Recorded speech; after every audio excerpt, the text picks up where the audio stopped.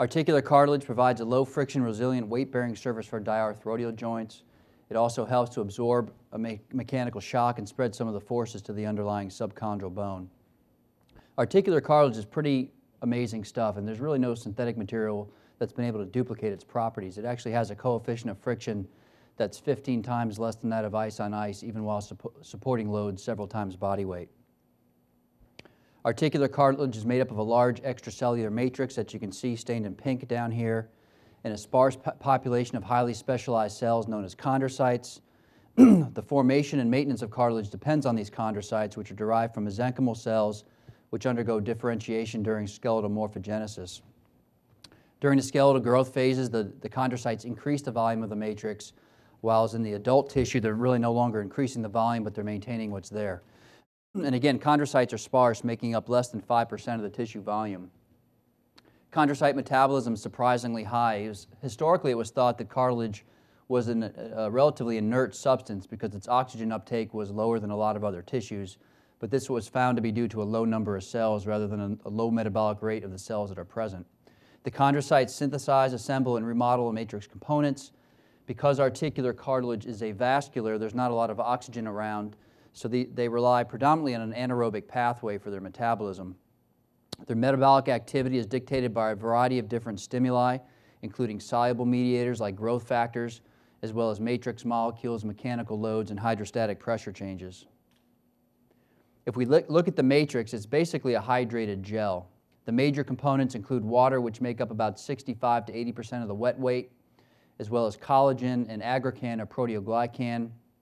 The minor components are listed here, making up less than 5% of the composition. So as I showed in the previous slide, water is the most abundant matrix component, and the water content varies throughout its depth. It makes up 80% of the wet weight of the surface and 65% in the deeper zones. Cartilage has an affinity for water, and I'm going to go through it in more detail later on, but this matrix is very dense. It has tiny molecular-sized pores in it, so resistance to fluid flow through it is high. Frictional resistance and pressurization of the water within the matrix allow cartilage to support high loads, and water is also critical in terms of transportation of nutrients to the chondrocytes. Collagen is the major structural macromolecule of the matrix, making up 50% of the cartilage dry weight. A number of different types are in articular cartilage, although type 2 is the predominant type, and collagen serves to immobilize the proteoglycans and also gives cartilage its tensile and shear properties. So again, if we look at the collagens, type 2 makes up 95% of the collagens in cartilage. Type 6 is found around chondrocytes, and it's thought to help with matrix attachment. Types 9 and 11 are thought to help stabilize collagen fibrils. And type 10 is only down in the deeper calcified cartilage region, and it's thought to help with the mineralization process. If we look at the collagen structure, it's composed of 3 polypeptide chains, which are also known as alpha chains. They're arranged in a specific right-handed triple helix configuration, and they're very strong bonds between these chains. And if you look at collagen, it actually has a tensile strength that is greater than that of steel wire if you look across equal cross-sections, so pretty strong stuff. Very briefly, collagen fiber formation. In the endoplasmic reticulum, you have messenger RNA, which is translated into the building blocks of these pro-collagen molecules. Ultimately, this pro-collagen molecule is secreted out of the cell, where it undergoes further modification, and then they arrange themselves into these fibrils, and the fibrils then arrange themselves into the fibers. And these pro-collagen molecules arrange themselves in what's called a quarter stagger array. So there's overlap zones and there are hole zones, which give it this banding pattern when you look at it under electron microscopy. Proteoglycan is the other macromolecule found in the matrix. And a proteoglycan is basically a protein core with glycosaminoglycan side chains. The GAGs found in articular cartilage include chondroitin sulfate, which, as we'll see, is used as an oral supplement, as well as keratin sulfate and dermatan sulfate. I talked earlier about how cartilage has an affinity for water, and it's due to the fact that these glycosaminoglycans have negatively charged carboxyl and sulfate groups, so these negative charges attract free-floating positive ions, and that creates an osmotic pressure effect and draws water in. So collagen was responsible for the tensile and shear properties of cartilage. Proteoglycan, on the other hand, is responsible for the compressive properties of cartilage. The terminology around proteoglycan can be a little bit confusing as well. Different terms are used. But again, proteoglycan is a core protein plus glycosaminoglycans. Aggrecan is essentially a large proteoglycan monomer or molecule. And then you've got aggregate, which is a hyaluronic acid molecule. You've got link protein, and then you've got attached proteoglycan monomers. And about 90% of the proteoglycan in the matrix is in the form of these large aggregates, which help stabilize it. Proteoglycan synthesis, again, messenger RNA is translated in the endoplasmic reticulum. Building blocks are packaged in the Golgi apparatus and secreted out of the cell. And then hyaluronic acid is made via a separate process from cell membrane. And these things all bind up in the intercellular matrix to make these large aggregates. In terms of the minor matrix components, there's some non-collagenous protein and lipids that are not really well studied, so exact function is not known in a lot of the cases. So what we have basically is a fiber-reinforced composite solid matrix. The swelling pressure of the proteoglycan, because it's attracting water, keeps the collagen network inflated. And there's also interaction between the macromolecules, which enhance the stability and add to the stiffness and strength of the matrix. So if we look at the cartilage at a little bit bigger scale, it's got a highly organized architecture that varies throughout its depth. 4 zones have been described: a superficial zone, a middle zone, a deep zone, and a calcified zone. The superficial zone has an acellular fine fibrillar gliding surface known as the lamina splendens, and then beneath it there's a layer of flattened cells oriented parallel to the cartilage surface. The collagen fibers are also oriented parallel to the surface. This layer has a high collagen, low proteoglycan content designed to resist shear.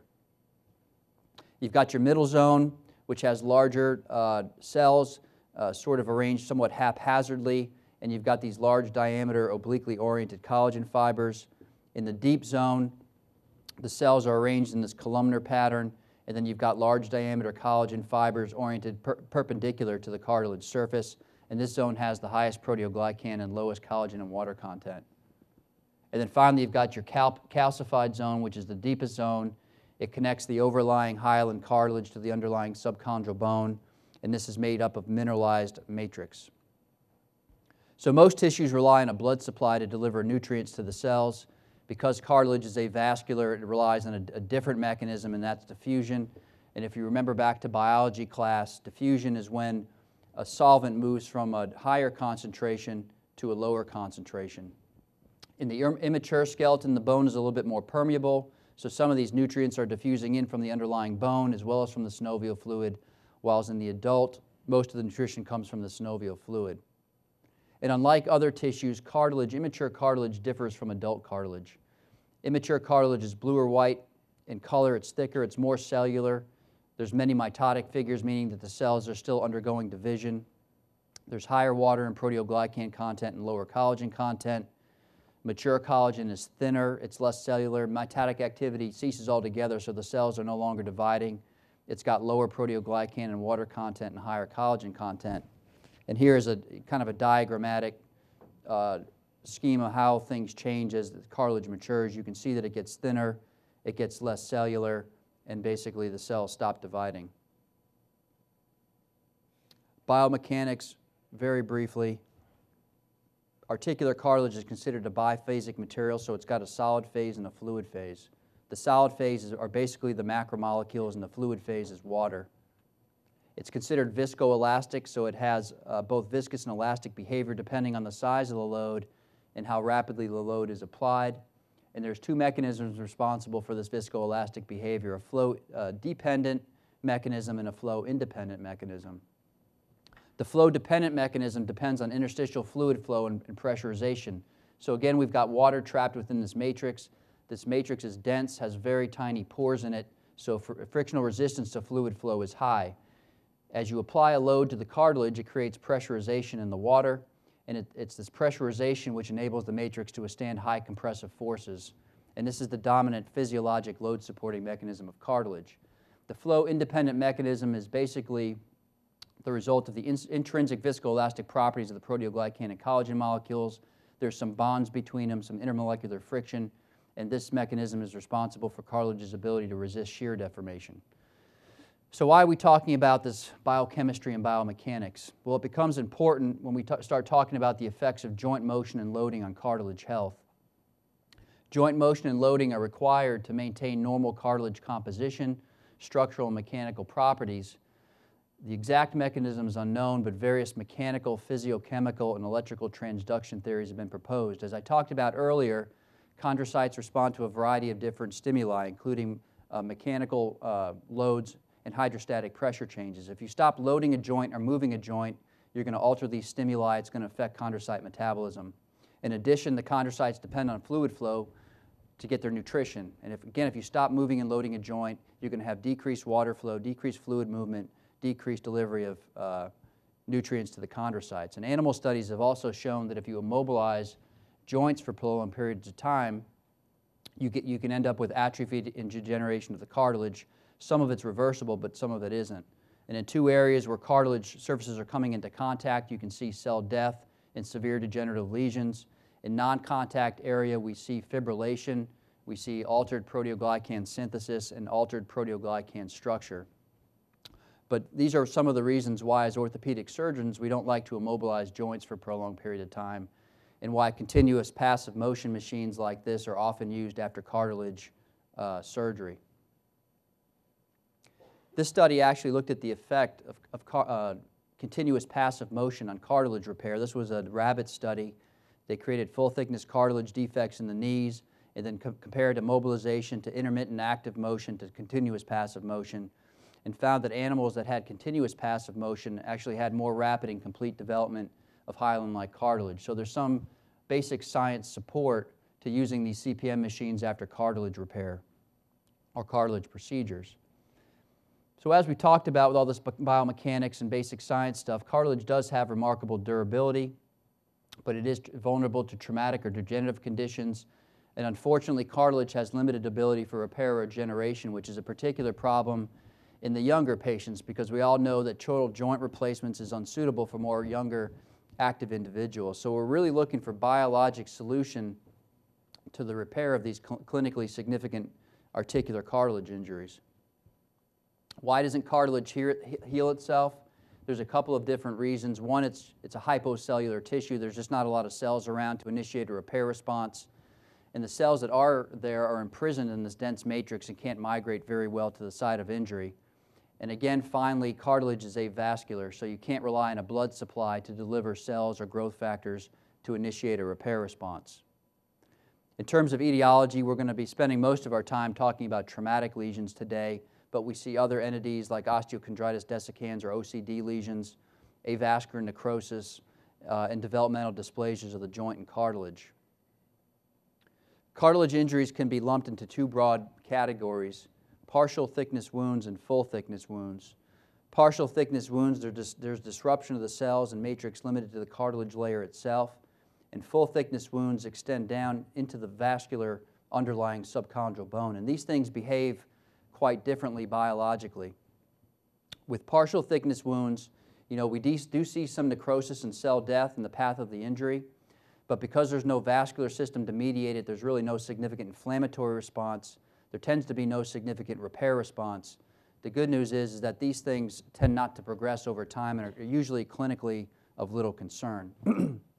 Full thickness wounds, on the other hand, are frequently clinically significant, and depending on their size and location, can progress to debilitating degenerative changes or osteoarthritis over time.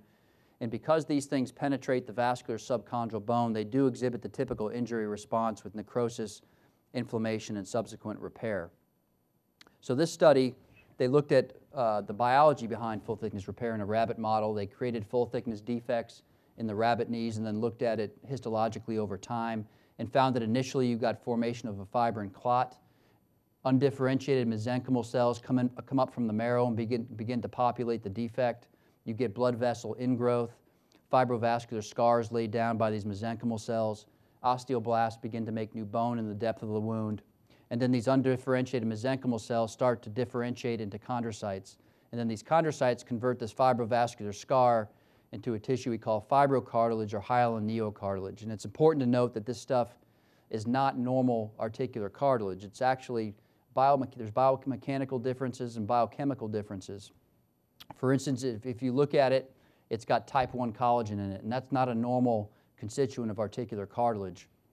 It has decreased type 2 collagen. It's got lower proteoglycan content, and biomechanically, this stuff tends to be inferior to normal articular cartilage and can degenerate over time. There's a number of different classification systems out there to describe cartilage injury, but the Outerbridge system is probably the most widely used, both clinically and in the scientific literature. Grade 1 is when there's softening of the cartilage, so when we're scoping a knee, for instance, if we place a probe on that cartilage and it's very soft or ballotable, we call that grade 1. Grade 2 is when there's superficial cracks or fibrillation. Grade 3 is when you've got fissures or cracks that go all the way down to the bone. And then grade 4 is when you have a full thickness lesion with exposed bone. The size of the lesion is also important in terms of prognosis. Smaller lesions that are what we call well-shouldered by a normal rim of articular cartilage may not progress over time because the biomechanical situation here is favorable. Whereas large lesions, what's going to happen is you're going to load these edges. You've got bare bone rubbing against the opposing articular surface, and these things can get bigger with time and can lead to more diffuse degenerative changes. So size is important. When we're evaluating these patients, they're typically going to complain of pain and swelling, but there may also be catching or mechanical symptoms, especially if the lesion's large. Physical exam is, there's really no pathognomonic findings on physical exam. There tends to be a joint effusion, so there's fluid in the knee. There may be joint line tenderness in the region of injury. Again, there can be crepitation if the lesion's large, and oftentimes there's limited motion from pain and swelling and occasionally from loose bodies. So in making the diagnosis, history is always, and physical exam is always very important, but it tends to be nonspecific. We obtain radiographs, AP lateral sunrise, and standing flexion view. This view is particularly important, especially looking for OCD lesions, which tend to be more posterior in the femoral condyle, so you see them better when your knee is flexed. But it's also important to note that, unless there's a significant bony component like this one, x-rays are often normal. MRI historically has not been very good at visualizing articular cartilage, but that really has changed with the newer magnets, bigger MRIs, more powerful. We've gotten a lot better at seeing or visualizing articular cartilage. One clue that there may be a cartilage injury, an overlying cartilage injury if there's subchondral bone edema, so you need to be thinking about that if you see it on your MRI. But arthroscopy probably remains the best diagnostic tool. I mean, there's definitely cases where radiographs are normal, MRI is unremarkable, they're swollen, and you get in there with the scope and you find a cartilage lesion. There really isn't much role for non-operative treatment of full-thickness cartilage lesions in younger people, but if surgery is not desired by the patient, you can try some of these things to reduce symptoms. Physical therapy, specifically strengthening exercise to try to reduce joint forces, bracing or orthotics can be used to try to unload the site of injury. Viscosupplementation with hyaluronic acid or oral chondroprotective agents can be tried, although there's really no data looking at the efficacy of these things in focal defects. They're more for degenerative problems. But I did want to talk a little bit about it because they're being used more, and I wanted to go through some of the biology of this stuff. So hyaluronic acid is a normal component of joint fluid. It's a polysaccharide. It's synthesized by the synoviocytes and secreted into the joint space, and it acts like a lubricator and shock absorber. When the knee starts to degenerate, we also see changes in the hyaluronic acid. The concentration gets reduced, the molecular size is reduced, there's decreased interaction between the molecules, and because of this, it has lower dynamic, viscous, and elastic properties. So essentially, you start losing some of your lubrication or shock absorber properties. This causes increased stresses on the articular cartilage and ultimately can further disrupt the collagen network or lead to progression of the degenerative changes. Hyaluronic acid has been injected in knees in Japan and Italy since the mid-'80s, and in the U.S. since 1997, typically derived from rooster combs. The FDA actually considers it a medical device and not a medication.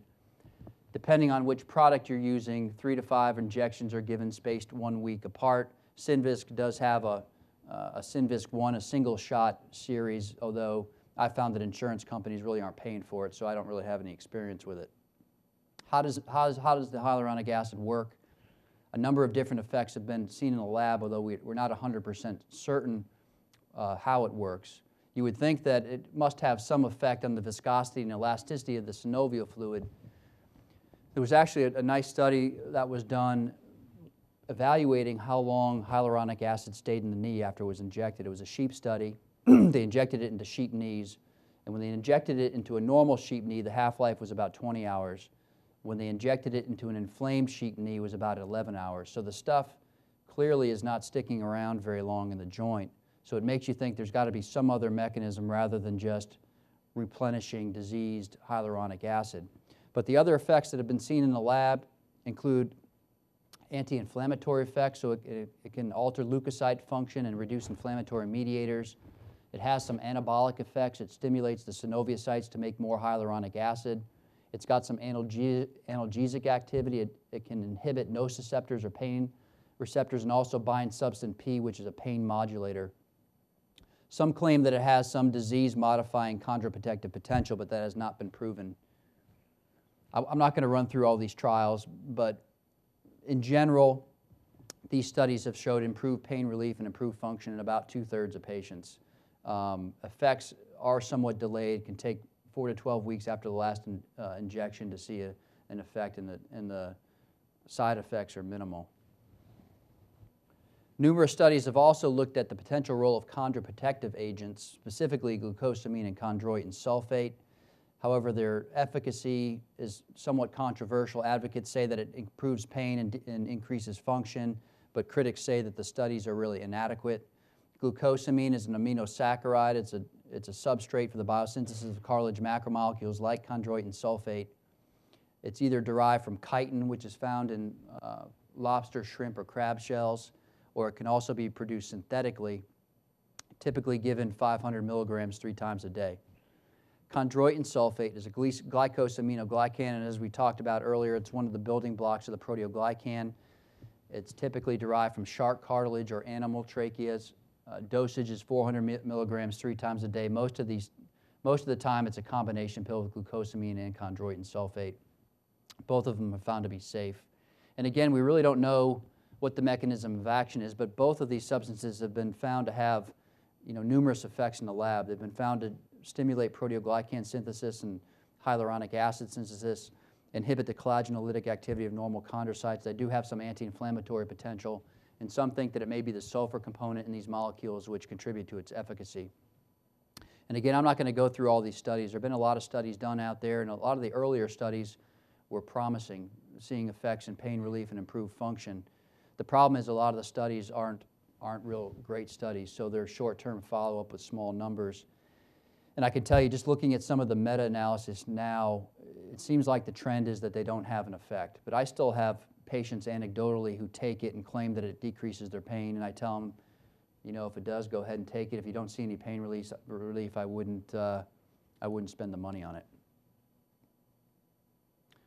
So let's move on to some of the surgical treatments. Debridement and shaving of the lesion is an option to try to decrease mechanical symptoms and pain.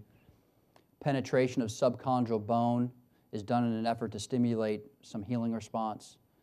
Perichondral or periosteal grafts by themselves have been tried. Autologous chondrocyte transplantation or implantation is a technique that's become popular. And then you have osteochondral autografts and osteochondral allografts. It's important to note that if there's malalignment, then an osteotomy may be necessary to unload the area of repair if you want it to be successful. So debridement and shaving. Indications aren't well defined. The idea is to take a device arthroscopically and remove irregular edges or loose flaps or remove fibrillation in an effort to decrease mechanical symptoms and pain. What happens when we shave articular cartilage? This study was a rabbit model where they created partial thickness defects on the patellar cartilage using a motorized shaver like we use arthroscopically, and then they looked at it and found no evidence of healing and actually found some degeneration of the underlying cartilage. This was a pretty interesting clinical study where they had 59 patients with partial thickness defects. 32 of them they were left alone, and 27 of them they shaved them down to a smooth surface, and they actually biopsied all of them at follow-up arthroscopy and looked at it under light and electron microscopy and found that the ones that underwent shaving actually showed more fibrillation and fissures, more cell necrosis, and no restoration of the superficial zone. So 2 studies that make you question if this is a good idea to be doing it or not. But this study, another clinical study, 76 knees with medial femoral condyle defects, grade 3 and 4, and these were randomized to either debriding them or lavaging them, basically leaving them alone. Mean follow-up was 4.5 years, and as you can see, at 1 year, it looked like the debridement group was doing better, and actually the relief lasted after 5 years in a significant number. So, this study suggests that it may have some clinical benefit. Here's an example of a case that we did a week or two ago.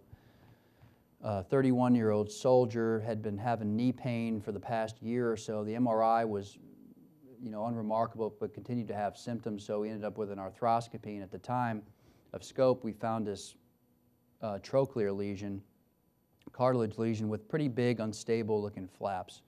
And in this case, I took a motorized shaver and basically cleaned it up and decided not to do anything more aggressive or invasive, because I found that sometimes, especially in these patellofemoral lesions, if you just clean them up, they do fine. So in conclusion, the biologic rationale is a little bit unclear. And with some of the basic science studies, you're wondering if you're doing more harm than good. But it's often done as an intuitive move by the surgeon. I think most surgeons are going to remove a flap of cartilage like this. It's not doing any good, and it's causing, catching and locking. The question is, on these kneecaps that we see often where you have fibrillated cartilage, do you take a shaver and get real aggressive and debride fibrillated cartilage like that? I think the benefit is somewhat debatable. So penetration of subchondral bone is another strategy that's used either with a microfracture technique or a drilling technique. Drilling is falling a little bit out of favor because it's a little bit harder to get the angles arthroscopically, and there's some concern about heat necrosis with drilling. But the idea is to stimulate creation of a fibrocartilage cap or repair tissue over your lesion. The procedure involves removing any loose flaps of cartilage, getting the lesion down to a stable rim, and then taking a shaver or a burr and removing the calcified cartilage layer, getting down to subchondral bone, and then taking a pick or an awl and making holes in the bone 3 to 4 millimeters deep and 5 millimeters apart. CPM is often used postoperatively. Keep them touchdown weight bearing for 6 to 8 weeks. The best indications for this are relatively small, full thickness traumatic lesions that are well shouldered. Here, as you can see, we've perforated the subchondral bone, and this is what you want to see when you let your tourniquet down. That tells you got deep enough and that bleeding is coming up from the marrow. So the biology behind it, again, we're making these holes, we're disrupting subchondral vessels, you get formation of a fibrin clot. These cells in the marrow, these undifferentiated cells, can come up through these holes and start to populate the defect. They proliferate, differentiate into chondrocytes, and lay down this fibrocartilage. And it initially looks good macroscopically. It looks sort of like cartilage, but again, there's some concern that it may not be durable and may deteriorate over time. This is a study out of Stedman's group. They published a lot of data on this technique, 71 knees, average FOP 11 years, 80% improved, 4% made worse. And they found that younger patients tended to do better, and that's a common trend that we'll see throughout all these cartilage procedures. The younger you are, the better you seem to do. Here's a study in athletes, 32 athletes, high-impact sports, minimum 2-year follow-up, mean age 38 years. 60% good to excellent results, but only 44% were able to return to high-impact sports, and that may have to do with that little bit older age group. But again, you're more likely to return to sports if you're younger. How does it do in high-impact elite athletes? 25 NFL players, average age 29 years. 76% returned to the NFL, 24% retired, and those who returned averaged 4.5 more seasons. So that's pretty good results in that population. So the advantages of microfracture: it's easy to do. You can do it arthroscopically. It's minimally invasive. It's cheap, and you don't burn any bridges, basically. You can still do other procedures later if this fails. The disadvantages are we still don't have real good long-term randomized prospective studies, and again, the goal here is to produce fibrocartilage. There's some concern that it may not be durable and last. So perichondrial and periosteal grafts have been used, and I'm talking about in isolation, no cells or growth factors or scaffolds with them. So you harvest periosteum from the knee or the proximal tibia, or you can harvest perichondrium from the ribs, and you secure this tissue over the defect with the cambium layer down, which is the deep layer. This cambium layer has been found to be a source of undifferentiated mesenchymal cells that have been shown to have chondrogenic potential, so they can become chondrocytes. This study looked at 25 patients with 30 chondral lesions. They harvested rib perichondrium from the lower ribs and glued it on with fibrin glue. All 25 were scoped. And they found that 27 of the 30 lesions actually filled with tissue resembling cartilage, but 20 of the 30 showed mineralization of the graft. So these grafts can overgrow or become mineralized. At 1 year, results looked decent. At 2 years, didn't look like it had much effect. Here's a study with periosteal grafts. Average age 19, 14 patients.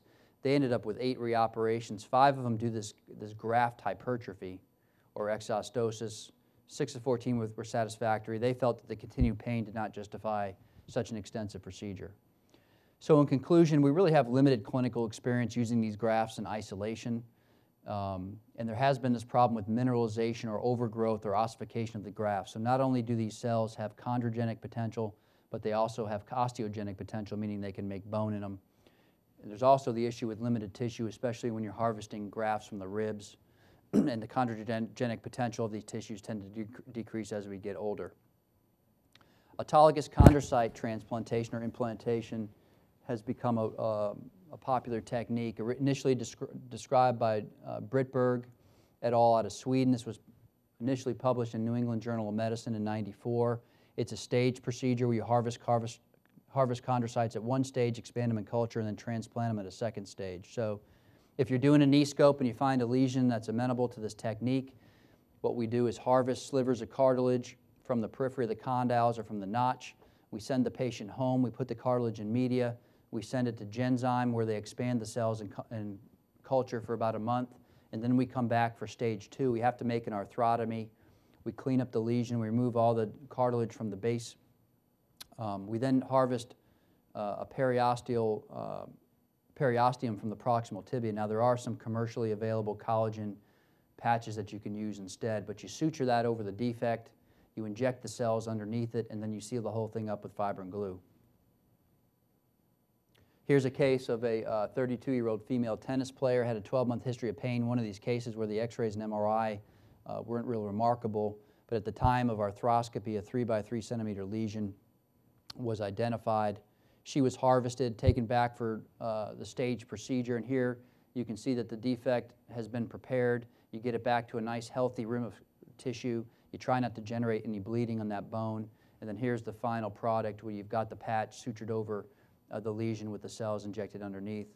And in this case, they were scoped 8 months later and found to have a pretty good looking surface there. So this study is the latest follow-up in Peterson's and Brittberg's original series, 93 patients with grade 3 and 4 lesions, 2 to 9 year follow-up. Good to excellent results in 92% isolated femoral lesions.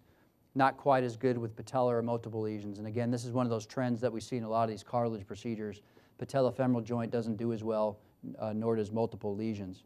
The other interesting part of the study is that they scoped 65 of them, and they were able to characterize what the repair looked like over time. So at 2 to 3 months, it was very soft and almost wave-like. At 6 to 8 months, it was firmer and putty-like. And it wasn't until 9 to 12 months post-op that the stuff firmed up. And that's something to consider when we're talking about getting these patients back to activities and athletics. It takes a long time for this cartilage to mature, and I think it's a mistake to get them back too early. Here's a study, a prospective multi-center trial, 50 patients, grade 3 and 4 defects, 84% improved, 6% failure rate. They had 11 reoperations, and 6 of them were due to this periosteal hypertrophy. So when the grafts were used in isolation, we saw this issue where they overgrowed and caused symptoms. Well, they also can overgrow when you're doing these ACIs or transplantation procedures. Osteochondral autograft, shifting gears here, is a completely different strategy. And what we're doing here is repairing the defect with an intact hyaline cartilage organ structure, normal cartilage with subchondral bone. And once we identify the lesion, we prepare the defect, and then we harvest grafts from supposed non-weight-bearing areas in the knee, either along the periphery of the condyles or within the notch. We then take these grafts and then implant them into the defect. This is a case, this is an OCD of the lateral femoral condyle. You can see the divot there. Here's the MRI lesion. Not too big, and I thought it was amenable to an Oates procedure. Here we've made an arthrotomy. We've exposed a lesion. We've trimmed it up, got it back to a normal rim of healthy cartilage, And here you can see two plugs in place, an 8mm and a 10mm plug. Taken from the periphery of the lateral femoral condyle, you can see the outline here. I'll actually fill these holes with a frozen osteochondral allograft plug you can get commercially. Not that I think I'm transplanting viable cells, but it's sort of filling that pothole, and it makes a smooth area so that they don't cause any mechanical symptoms or patellofemoral pain. This study out of Hungary, they do a lot of these procedures, this particular group, 831 patients, follow-up 1 to 10 years. You can see femoral condyle lesions do quite well, patellofemoral not so well. They scoped 83 of them and looked at, they didn't fill their donor sites, and they found that fibrocartilage would fill those holes from the donor sites, although 14 of them had degenerative changes. And that's one of the concerns of this procedure. What's happening at those sites where you're harvesting that cartilage? What's the long-term effects? Are they going to degenerate, cause pain, etc.? Here's a study, 52 patients, average follow-up 37 months, 92% improved knee function, 52% increased level of sports activities. They found that if they used more than 6 plugs, it caused patellofemoral complaints. The other important thing of the study is in 7 of their patients, they harvested grafts from the normal contralateral knee and found that 3 of 7 of them developed moderate patellofemoral pain. So again, a concern that by taking these grafts, you're doing some harm. One more study, 57 athletes randomized to oats or microfracture, and they found that the oats group did better than the microfracture group, and again, younger athletes did better. So the advantages of osteochondral autografts: no risk of disease transmission as we see with allograft tissue. It can be done as a single setting procedure. You get good incorporation of your grafts, you get good bone-to-bone healing. Disadvantages are we've got size limitations. You can't do real big lesions because there's not an endless amount of cartilage to harvest. If you're putting multiple plugs, it can be a little bit difficult to get all the plugs flush, and there is some area between the plugs that doesn't get filled. But probably the biggest disadvantages is the morbidity, potential morbidity of harvesting these things. What's the long-term effects of that? And is there really a non-weight-bearing area in the knee that's covered with cartilage? And this was a pretty good study where they looked at the contact pressures at commonly used osteochondral donor sites in the knee. This was a cadaver study. They made 8mm osteochondral holes and typically used sites, and then fill those holes with constructs that had pressure-sensitive film on it. They then took the knees through a range of motion and looked at the film, and they found that all 10 donor sites demonstrated significant contact pressure. So there was really no non-weight-bearing area, although these areas here, the periphery of that lateral femoral condyle and the medial aspect of the notch, showed the least amount of pressure. And I mean, that makes sense conceptually. Why is there cartilage there if it's not seeing a load? So osteochondral allografts sort of alleviate some of those concerns about harvesting grafts, and it's the same strategy. You want to repair the defect with an intact hyaline cartilage organ structure. You want to transplant viable cells, which get their nutrition from the synovial fluid. You transplant some bone, which undergoes creeping substitution. 2 types of grafts are available out there, fresh grafts and frozen grafts. If you look at in vitro studies as well as retrieval studies, fresh grafts have been shown to have a higher percentage of viable cells. And if you look at some other studies, it's been shown that cryopreservation results in a significant decrease in cell viability. So if the goal here is to transplant viable cells, you really want to use fresh allograft tissue. In terms of the technique, when this was initially described years ago, a lot of these things were done in a freehand manner, which was technically challenging. But newer instrumentation is out there now that makes them easier to do. But here's a case. This is a femoral condyle OCD lesion. You can see that divot there, pretty large. At the time of arthrotomy, there was actually a loose body, but it was found not to be salvageable. So this is the defect that you're left with. So with this particular instrumentation, they have different sized dowels. So you pick the size that corresponds to the size of your lesion, you center it over the lesion, and then you drill this wire right down the middle of it and into the bone. And then you can pass subsequent instruments over that wire. So here, this is a cartilage cutter. This makes a nice, healthy, sharp cartilage border. This is a reamer, and you really want to ream Minimal bone, 3 to 5 millimeters. If you look at the technique guides, they say to ream it down to 10, but I try to make it more of a shell allograft. This is the defect that you're left with. You then take this measuring device, this depth gauge, and you take the depth of the lesion at 4 quadrants. You harvest a similarly sized graft from a similar location on your allograft knee. You then mark the depth at 4 quadrants. You can then use this holding device here and then take a saw and trim that thing down and shave it down so it's to the exact dimensions you want. And again, here's what you want, a shell allograft, 3 to 5 millimeters of bone, and then hopefully a layer of healthy, viable chondrocytes. And the reason we don't want to use a lot of bone is that if there is going to be some sort of immune response, which is very rare, it tends to be to the marrow elements. So we want to limit that, and we'll actually take this graft and we'll wash it real aggressively with high pressure lavage to try to get all those marrow elements out of there.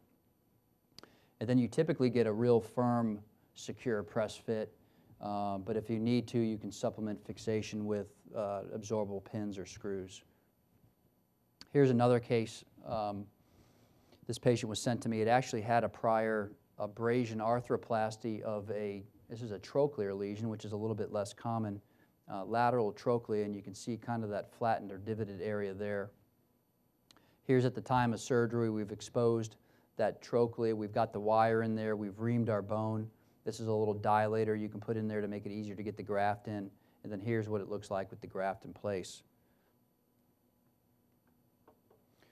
So I scoped him first, and this is what the lesion looked like. This was about 9 months after abrasion arthroplasty, still having a lot of pain. It was a little bit unusual in appearance. You can see how it's that red color, and it was soft. And then just to get another vantage point, this gives you an idea. Here's your lateral trochlea, and you can see that there's sort of a divot here as we come down into flexion. I actually, because it was in the lateral aspect of the trochlea, I also unloaded it by medializing and anteriorizing his tubercle. Postoperatively, no immune suppression is used typically. We allow unlimited range of motion. Weight bearing is started about 8 weeks, depending on what the x-rays look like, and it takes at least 6 months to completely rehab. So this study is out of University of California, San Diego. This is actually where I did residency, and it was one of the few centers in the U.S. that was doing a high volume of these things. 55 patients, 43 were unipolar, and 12 were bipolar. And unipolar means that just one surface was done. Bipolar, that 2 opposing surfaces were done. Average follow-up 6 years. You know, overall results look good, especially if they are unipolar. The bipolar lesions didn't do quite so well, and of the 15 with more than 10-year follow-up, they had a 73% long-term success rate, and many of those failures were these bipolar grafts. Here's another study. This is out of Alan Gross's group in Toronto, another center that does a big volume of these things, 126 knees, 86% overall success rate. Pretty impressive if you look at graft survival. 20 years, 66% of them were surviving. Failures, older patients, bipolar defects, or malalignment that wasn't corrected. So the advantages of osteochondral allograft: decreased patient morbidity, shorter surgical time, and smaller incisions because you're not using your own tissue. I think the biggest advantage is you have tissue flexibility. You can do real big lesions. You can do multiple lesions if you need to. The disadvantages are there's some small risk of disease transmission, although it's very, very small. I don't think there's ever been a documented case of HIV after one of these. Slower biologic remodeling because you're incorporating dead allograft bone. There's some potential for immune response, although it's very rare. And you know, there's some logistics with the bone bank. I have a guy that I've been trying to get done and waiting for a graft for over 6 months, and they haven't been able to find a graft yet. So if you're doing a lot of these things, you need to have a good relationship with the bank so you can get your tissue.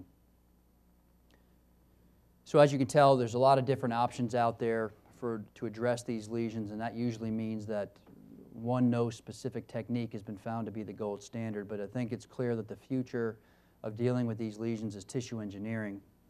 And as it applies to cartilage repair, it involves using cells, you know, which can express the chondrocyte phenotype, make type 2 collagen and proteoglycan, growth factors, which are used to stimulate chondrocyte differentiation and growth, and then biodegradable scaffolds, which can be used to deliver these cells and growth factors to the site of repair.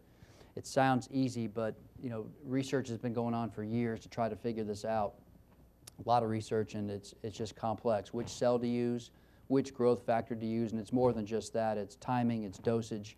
So it's a very complex interaction, and hopefully someone's going to come up with something magical to treat these things. Roger, can you tell us why it's taken you 6 months to get a fresh allograft that would fit? What's been the problem? Where do you get them? That seems awfully unusual. Yeah. The size was a little bit bigger than typically seen. It was more of a size problem, but how do you size them? You can use either X-ray with a size marker, or MRI is commonly used too. But depending on the size, there's some sizes that are within the central part of the bell curve that you can get probably quicker than that, and there's those others that are a little bit bigger or smaller. Where do you get them? Time to get. Who procures them? I mean, what company? Well, there's a number of different banks out there. I get mine through Arthrex often. How much do they cost? Thousands of dollars. They're expensive. Are you able to do them in the surgery center? I haven't, because I don't think you get reimbursed for it. But training at UCSD, where we did a lot of these things, I was pretty impressed at how well they work, especially with these real big problem lesions, those OCDs, which have a big bony component to them. I was pretty impressed how they worked, and I like doing them in those cases. Some people will do sort of a layered ACI technique where they bone graft it, sandwich. Yeah, I kind of like this as an easier single stage that's got a pretty good success rate.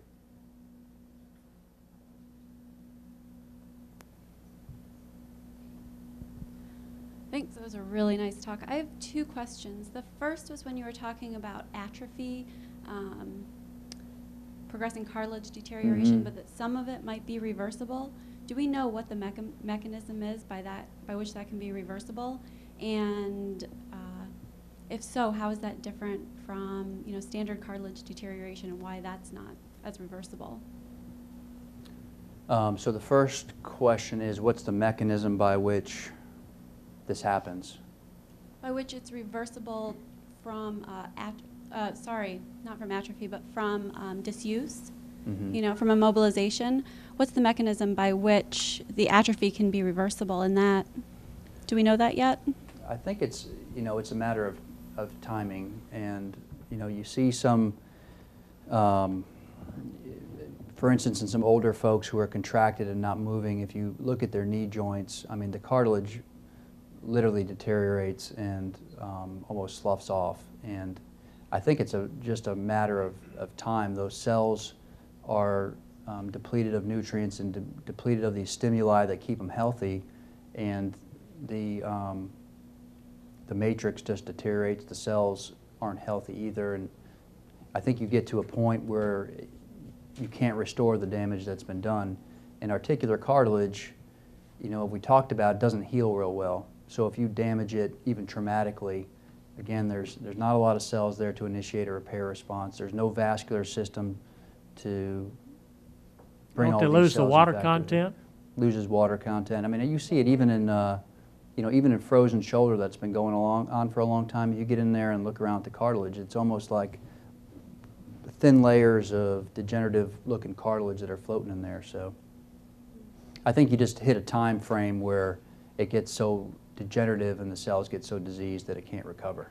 Yeah, I just thought it was so interesting that there was that there was a little bit of reversibility there, which you don't usually hear about that with other forms of cartilage deterioration. The other question had to do with hyaluronic acid.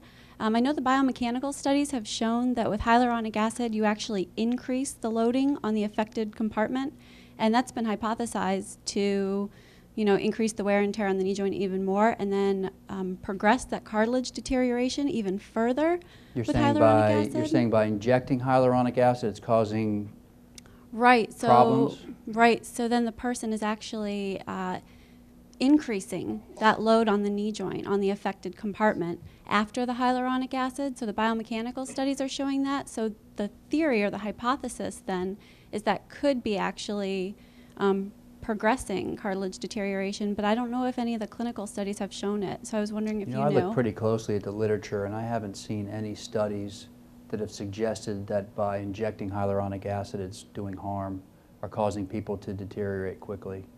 I mean, if you're injecting these folks and their symptoms improve, they're going to be more active and they're going to load their joints more, but I haven't seen any data where that becomes a problem.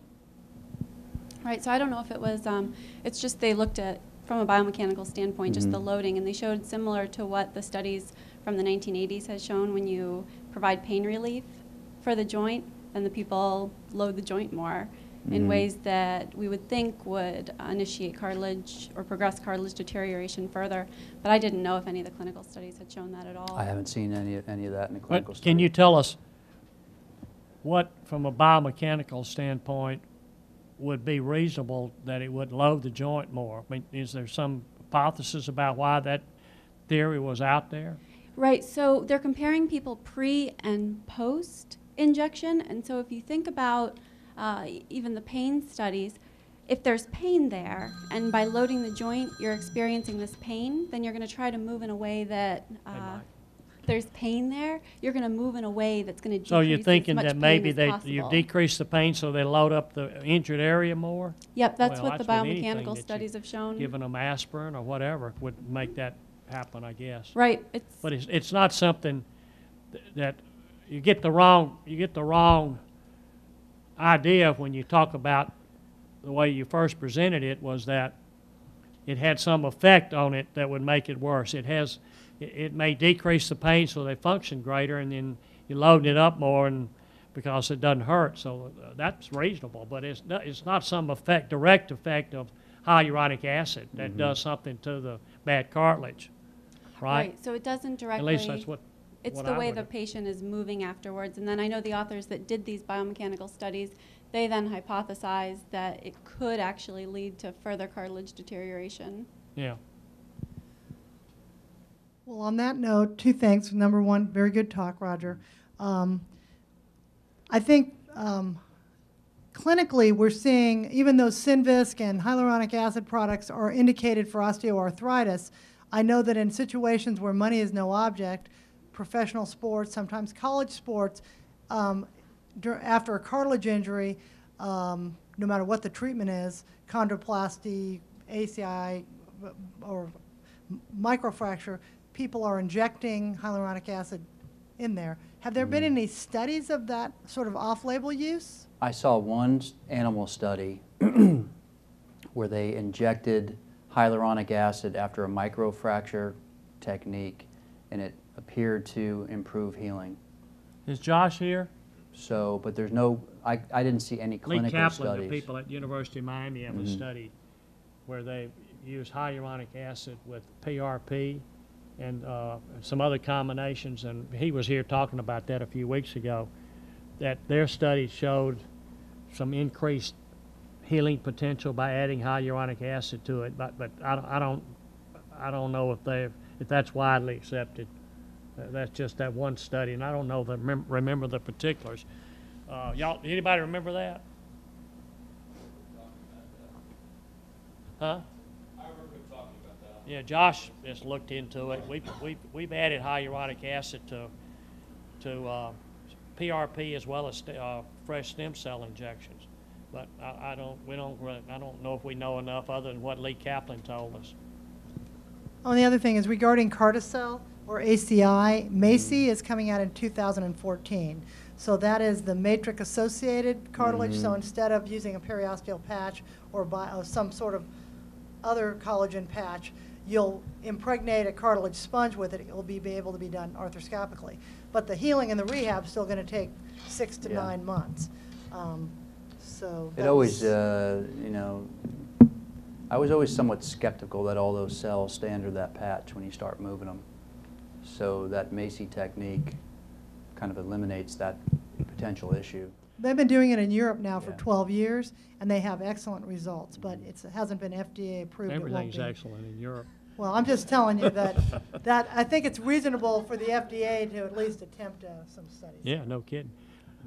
Roger, let me ask you a couple of questions about hyaluronic acid that came to my mind. Sometimes you hear about things and you just take it for granted. But a simple question: what is rooster combs? I've heard it, but I never questioned what the hell is it. Anybody know? I'm guessing it's the firm, What is you know, it's the firm stuff in the, Huh? I thought you were a country boy. It's the little red thing on the top of their head. on What their is it? Some rooster. type of cartilage It's a crown or something? Yes. yeah, they have that little thing on top of their head. It's made All right. of cartilage. It has a lot of hyaluronic acid in it. But one of my patients that was a pro athlete thought it was rooster sperm. Let me ask you another question. You said that hyaluronic acid increased the productivity of synovial sites. Well, let's say it does that. Let me ask a simpler question. If you've got chronic swelling, what produces the swelling in the knee? The synoviocytes. Doesn't make sense then, does it? Although that's abnormal production. I mean, it's, Is that why they say if you've got chronic swelling, hyaluronic acid probably is not indicated in a wet knee? yeah, Probably won't do any good. you're typically supposed to remove the Right. fluid so it doesn't dilute it. Yeah. But So you're not doing it to control an anti-inflammatory effect. Yeah, it might actually make it worse, even though it may have some anti-inflammatory effect. Is that correct? If you got a chronically swollen knee. you know, we still do it. I mean, I do it in people who have arthritis and they've gotten a fusion all the time, and I just take the fluid out and put it in there, and I haven't seen any worsening. Let's put it that way. But you know, hopefully you're quieting down those synoviocytes and stimulating to form more normal amounts of fluid and more hyaluronic acid. You said something about you didn't use it very often because you couldn't get the expense of it. You couldn't get reimbursed. Can you fill us in on what you meant by that? Synvisc 1, there's that single injection They won't pay for that? product. Why? I don't They'll know pay if for it's 3, but they won't yeah. pay for 1? Any idea, anybody? You know, I looked up the science behind Synvisc 1, and there's not a lot of science to support its use, and that may be one of the reasons. But yeah, I'm not exactly sure why they're not approving it, but There's I thought it one was a other great thing idea. One other thing that's of interest, I was involved with a study group through the AOA with a company, hyaluronic acid company, and the question with that study group, and they had all of the, I don't know why they had me on there because I'm not super interested in cartilage, but they had all the big shots from around the country, some you just named up there from Mayo Clinic and from Rochester, I mean from Iowa and this, that, and the other. And we did a double-blind study on shoulder arthritis with hyaluronic acid injections under fluoroscopy. Have anybody ever seen the results of that study? Well, the reason you didn't see the results was because they were going to open the labels and let it be known who had the study and who had the hyaluronic acid and who didn't in certain intervals. In the first interval, when they opened up the study, I forgot how many months it was, it didn't prove anything. The results were no different than the placebo. And so the whole study was just dropped by the company, and it never did come out as a results or anything. And in fact, they never paid for us to come back together as a study group again. Sort of interesting, huh? In the shoulder. Yet there's still people injecting it in the Yeah. shoulder joint. Charlie, weren't you the head of that study we were part of that clinical trial where we injected shoulders with hyaluronic acid? Yes, we were part of that. Was it a double-blind study? It was. Was that the same study, or was this a different one? We were one of the centers for a clinical trial doing the same thing. But Study or not. What happened? Well, they're still telling us that there are mixed results with it, and I don't think it's proved yet. Well, this study, they, after the initial opening and see the results double blind when they open them up and first decide and declare who got it, who didn't. Negative. So, it remains to be seen, I think. I don't know. By the way, here's one other question I want to know. How quick, if you do a ACT, really can't use it in an athlete to any great degree. They advertise people broad jumping with it and this, that, and the other. But, it takes a year and a half, apparently, for them to really recover. And Right. athletes only have 4 to 6 months, they miss 2 years. And so that's why hadn't a lot of it been done in an athlete. So how quick can you impact load somebody with an Oates or a mosaic plasty? That's a big question. You didn't mention that in your talk. You showed some results, but you Yeah. didn't say how quick you can actually get them back with a mosaic plasty. Can you get them back quicker? You can than get them even back quicker. A microfracture?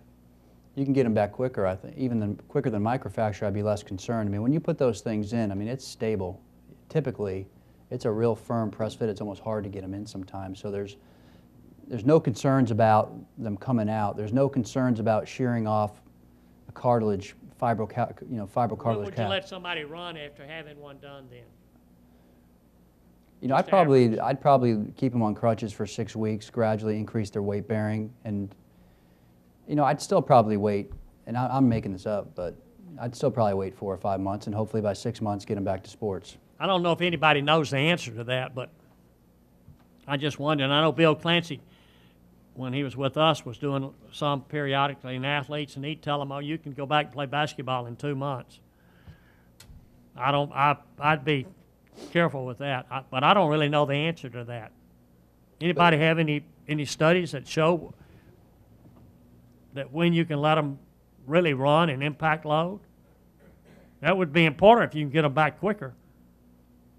Yeah, I don't know if that's known. I'd feel much better about getting them back quicker. Can you get that bone to heal? The problem then is the donor site is, and oh yeah, if you had, you showed it, but tell us again. If you had to just get 2 plugs, say for the an OCD of the capitellum in an elbow, you had to go to the knee to get it. You had 2 areas there, one on the condyle, one on the intercondylar notch that had least contact. Tell us exactly where those 2 areas are if you're going to get 2 small plugs. On the femoral condyle, it's way up on the periphery, way up Lateral? high. Lateral. I mean, you can do it medial too. What you showed was medial, I think. That was lateral. I was doing a lateral That was lateral? lesion, so it was easier Up to get high? the lateral side, way up high. What about medial or lateral aspect of intercondylar notch? I think you can go either side there. We take out that part of that notch with our notch plasties with ACLs anyway. It looked like the 2, was that where it said plus plus? It was actually the medial side of the notch. They didn't Yeah. look at the lateral side of the notch in that study. Huh. I'm not sure why. It's a little bit harder, especially if you're using bigger plugs, at least. I think the reason that's important, if we start doing, we probably will do some. By the way, we'll let you do them too. Yeah. Mosaic plastics on OCDs and older, post-pubertic, past puberty, and some of these kids that have a poor potential for healing. And you got to go to the normal knee to get 2 plugs usually. So, and what you worry about there is violating the normal knee, period. But if we're going to do that, we need to know precisely where to get 2 plugs. Would you get it from the intercondylar notch or the lateral rim of the high lateral rim of the lateral femoral condyle? I'd probably get it there. It's especially when you get to the bigger plugs. The cartilage in the notch is more curved. I think it's just more difficult to get a plug that's going to match your defect as well. Can you take them?